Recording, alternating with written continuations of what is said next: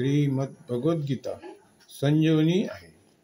विश्व साहित्यामध्ये श्रीमद भगवद्गीतेचे स्थान अद्वितीय अलौकिक आहे. ही साक्षात भगवंताच्या मुखातून प्रसारित झालेली आहे. परम सहज रहस्यमय अशी दिव्यवाणी आहे. यात स्वतः भगवंतांनी अर्जुनास निमित्त करून मानवजातीच्या कल्याणासाठी उपदेश केला आहे.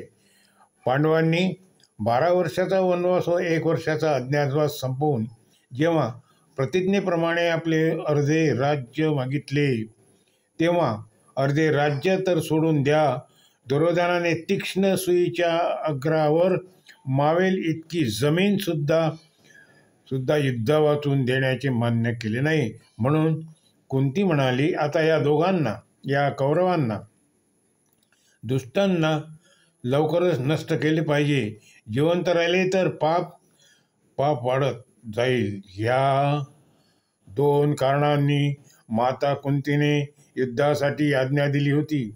यामुळे दोन्हीकडे युद्धाची तयारी सुरू झाली.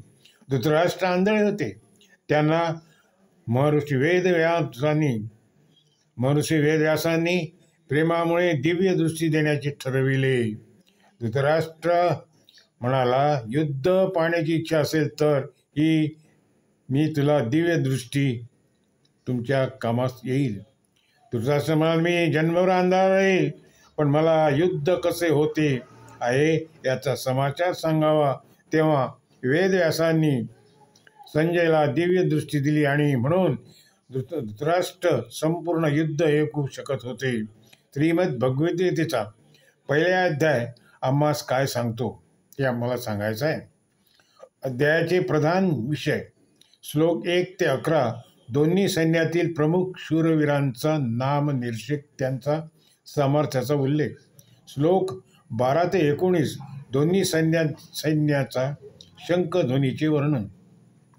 श्लोक नंबर 20 ते 27 अर्जुनाकडून सेनेच्या परीक्षणाचा प्रसंग.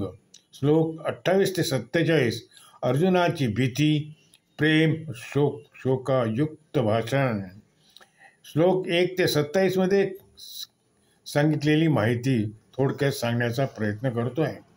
धृतराष्ट्र संजयला म्हणाले, युद्धासाठी तयार झालेली मंडळी, त्यांचं युद्ध रचना कशी केली आहे हे मला सांग. संजय सांगू लागला, पांडवाचे 5, कौरवाचे 100.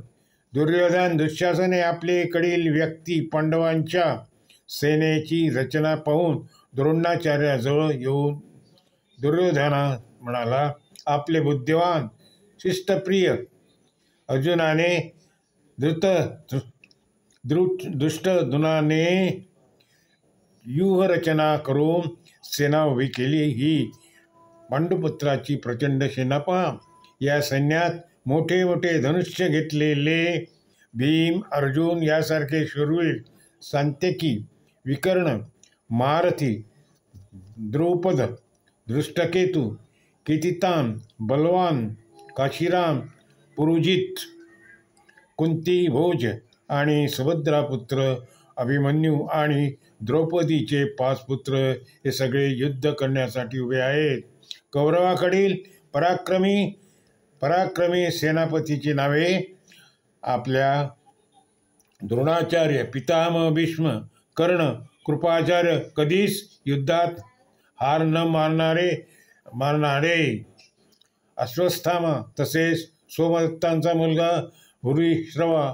पितामह भीष्म द्वारा रक्षित आमची सेना अजिंक्य आहे, म्हणून पांडवांची सेना जिंकल्या जाऊ शकते. तसेच सैन्याचे रक्षक भीष्म पितामह आहेच.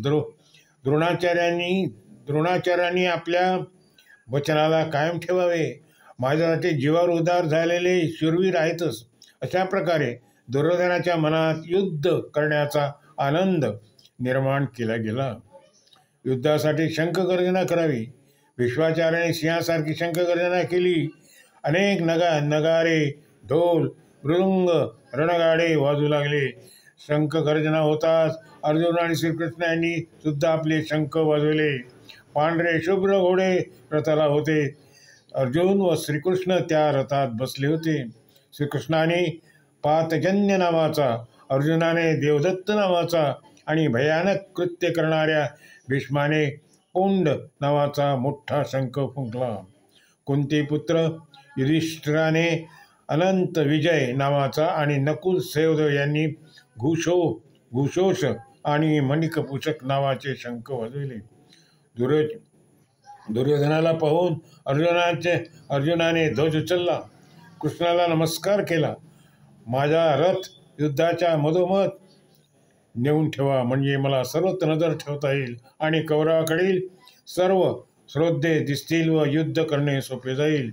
अर्जुनाने सर्वांकडे वडिलांच्या भावनेने पितामह भीष्म आणि आचार्य द्रोणाचार्यांना पाहिले. माझे सर्व चुलत भाऊ पाहिले, मित्र पाहिले, सासऱ्यांना पाहिले. हे दृश्य पाहून अर्जुनाचे मन शोकाकुल झाले. काय करावे, कसे करावे हे त्याला सुचेना. व्याकुळ झाला. करुणा डोळ्यासमोर उभी राहिली. कौरवाकडील वडीलधारी माणसे पाहून माझे शरीर थंड झाले, घसा कोरडा झाला. शरीर कापत आहे, माझे हात पाय गळले आहे, हातातून गांडीव धनुष्य गळून पडत आहे, अंगावर दाव उमटलेला आहे असे वाटत आहे. भ्रमिष्ठासारखी माझी स्थिती झाली आहे. यामुळे मी उभा देखील राहू शकत नाही. हे कृष्णा, मला विजय नको, मला राज्य नको, मी याचा त्याग करतो. माझे समोर गुरुजन, चुलत भाऊ यांचे युद्ध करणे मला जमणार नाही.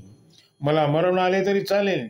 मी सर्वांना मारण्यापेक्षा पाप मी घेत नाही.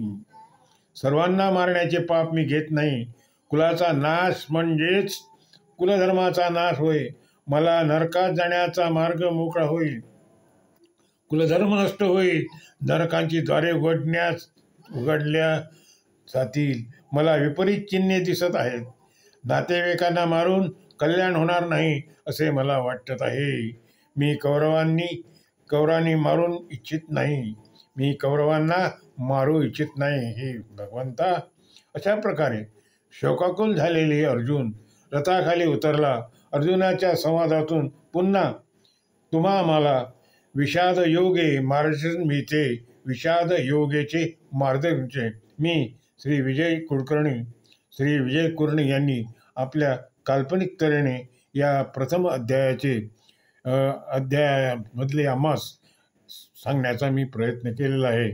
विजय कुलकर्णी रेणुकानगर, डाबकी रोड, अकोला इथे आहे आणि माझा फोन नंबर आहे 9405188199 असा आहे.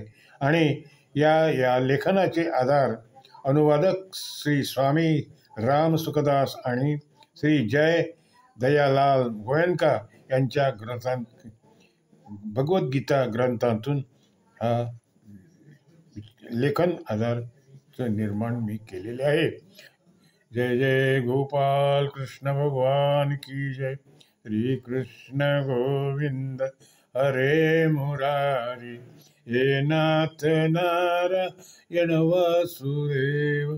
हे नाथ नारायण वासुदेव.